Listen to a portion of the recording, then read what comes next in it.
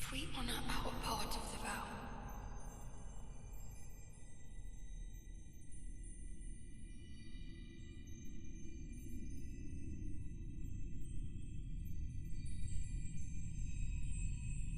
promise me you'll be my consort.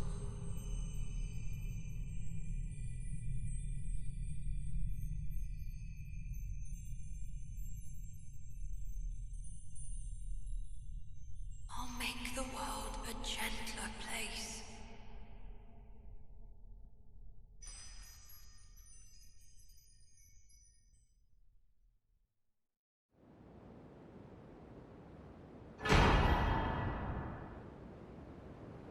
Was that it? Was that it, bro? I mean, if that was like, if that was the last, if that was the last cutscene, I gotta say, FromSoftware are not big in cutscenes, are they? They're epic in terms of fights. They're epic in terms of lore building. They're epic in terms of character creation, scaling, RPG elements, you name it, right? You name it. Shields, lore for those items. I mean shields, I mean weapons. Um, lore for those weapons, lore for where everything came from, piecing the things together, um, exploring the world, having so many open world elements added and details and items in all various places, elevators that shouldn't be there, ledges that shouldn't be there, um, characters that shouldn't be there, or at least not maybe not shouldn't be there, but let's rephrase it into things that you don't expect to be there are found usually in those those extraordinary places, and they build a fantastic every single time they build a fantastic visual experience of a game like Bloodborne, Dark Souls, Elden Ring, Sekiro, you name it, right? Every single game is a masterpiece. Elden Ring is an absolute masterpiece. I'm pretty sure that game is probably the game of the decade so far. Maybe even the game of the century so far, right? I mean, since the century started, basically. I'm probably gonna have a lot of people saying things like, there's like games like The Witcher 3, there's games like God of War. Man, this is something else. Like you don't fight bosses such as the bosses in From Software games in God of War or The Witcher 3 or other games like that. They're epic in their own way, but the music, the elements, the authenticity, the vision from software to create those bosses, to create those arenas, to create this challenge for you to beat. Like there is like probably 90% of people or 95% of people still struggling with Radahn. This is after what now? Almost a month since the DLC has been here. Like 3 weeks or 4 weeks now. This is insane, man. Like 60, 70, 100 attempts, bro. 200 attempts. People dying 600 times on Radahn alone. Are you kidding me, man? This and you hate From Software for what they created while you're having this boss fight.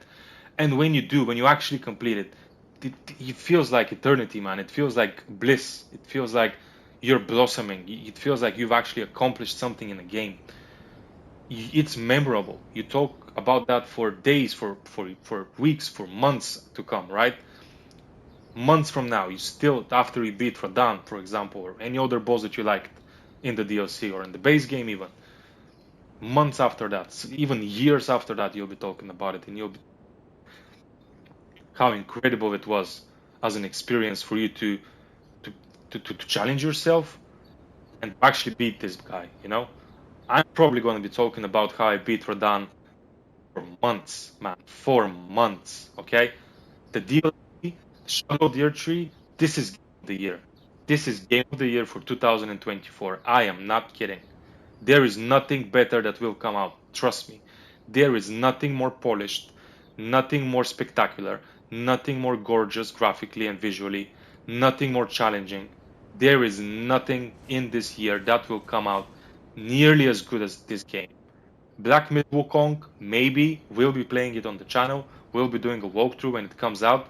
But all those studios doing Souls-like games, there's a reason they're called Souls-like games, guys. That's because FromSoftware have set the stage for those games to exist. You understand what I'm saying by this? They have set the stage for these other games to even exist. Okay? They're trendsetters, they're standard setters in this business. The games they produce have a category, a genre of their own. Okay? They've actually created this genre. This is insane for a game studio like this. Okay? People in Japan, man, these guys are next level. They're nothing like any of the Western countries people I know. Nothing. These people from Japan, the vision and the creativity they have to create animes, games, and whatnots like this is next level. I'm lost for words for what else I can say about this game, bro. I am lost for words. This is my review. My review is this game's a masterpiece. This DLC is incredible.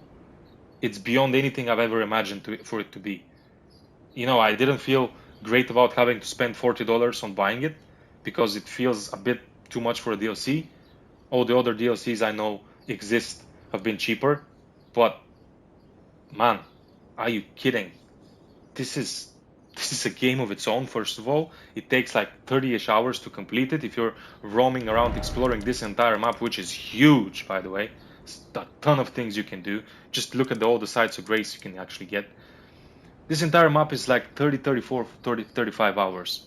If you struggle on bosses and if you want to do 1v1 or with those bosses, you don't want to continue, you just don't want to use mimic tier or co-op, you just want to complete it on your own, it might take you 50, 60 hours, bro. This is a DLC. We're talking 50, 60 hours. 90% of the games out there are not 50, 60 hours. Do you understand what I'm saying by this? This is next level, man. There's nothing else out there. There's nothing else to compare it to. Nothing comes close to what FromSoftware have created with this Elden Ring. And the game itself and the DLC. Both of them combined. It's insane. It's absolutely crazy what they've done. They've outdid themselves. Look at that gate, bro. Look at that. That's the gate of divinity, and all of those things. These are corpses, bro. Corpses going to the gate of divinity. And look at the sky there. Do you think that sky being golden is a coincidence? My review is this game is 11,000 out of 10. Okay, 11,000 out of 10. There is nothing else I can compare it to. There is nothing else I've experienced better. I've played all the God of Wars. I've played Witcher 3 countless times. I probably have like 500 hours in The Witcher 3. It's different. It's a beast of a game of its own. It's incredible as an RPG, and it's another game of the century, so to say, if that makes sense. If you can place them in different categories on a pedestal, but Elden Ring, man, it gets your adrenaline pumping. It gets your entire being to want to complete this game so much because of the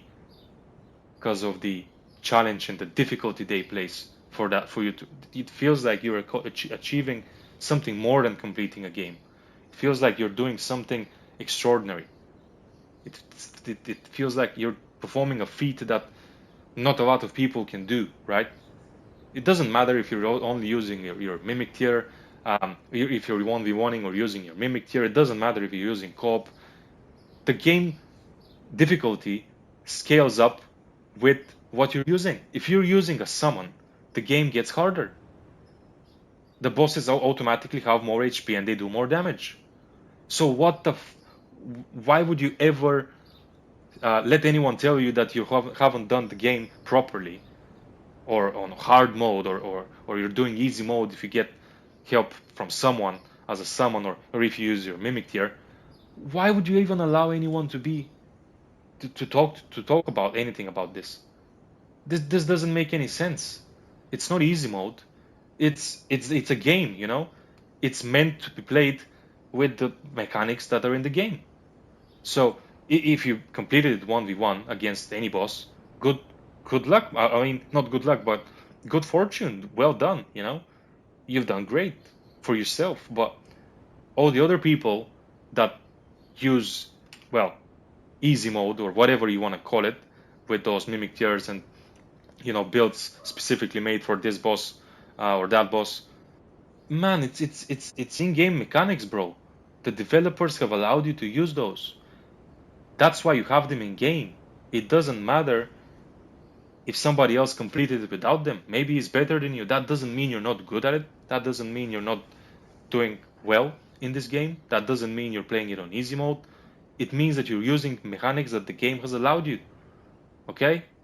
It's like if you go on another RPG or like action adventure game or something like that, you have 3 or 4 options. You have easy, normal mode, hard, or ultra hard, you know. And the game elements like boss HP, mobs and enemy HP are more. Their attacks do more. You can find less resources. Do you actually understand that in Elden Ring there is no easy mode, there is no hard mode, and there is no normal mode? The items that you get are the same wherever you go. The items are the same, bro. Okay?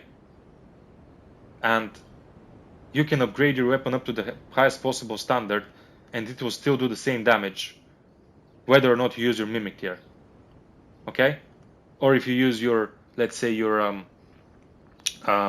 if you use this, for example, Exalted Flesh, it's going to do more damage, right? It literally says temporarily boost physical attack. Is that also you completing the game on easy mode?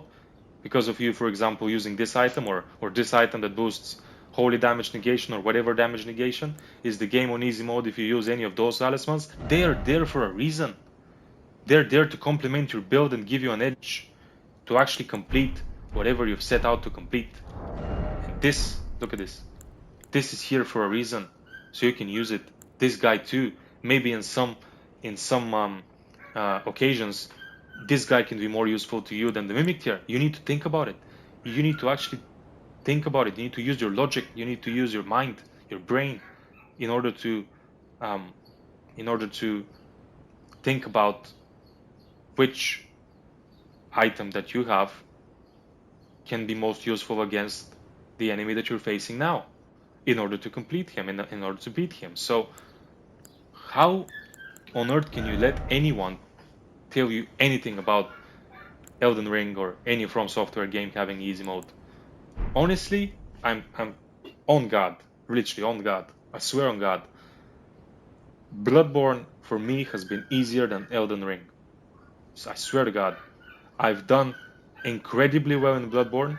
I completed the platinum for Bloodborne in 40 hours. I think I can show you that on a recording, bro. 40 hours for a platinum on Bloodborne, bro.